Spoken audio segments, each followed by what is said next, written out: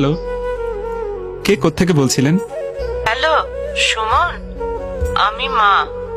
ফোনটা ঘরে ফেলে গিয়েছিস, এত ভুলো মন হলে চলবে?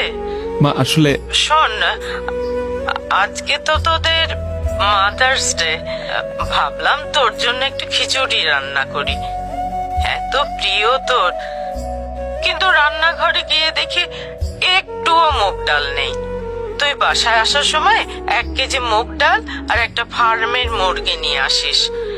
আচ্ছা না, 2 কেজি আনিস। থাকলো লেবু আনিস। আর আমার হাঁটুর ব্যথাটাও এত বেড়েছে, কিন্তু ওষুধটাও। মা, ওষুধটা তোমার সেকেন্ড ড্রয়ারে আছে, তুমি বোধহয় ভুলে গেছো।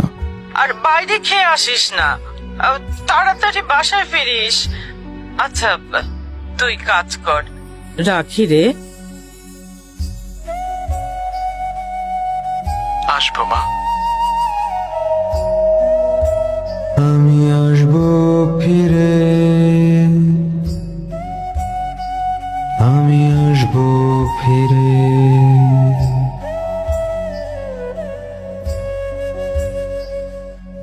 এই তো মা, যাকে ঘিরে কত শত আয়োজন, অথচ যার সবটুকু জুড়েই নিঃস্বার্থ ভালোবাসা।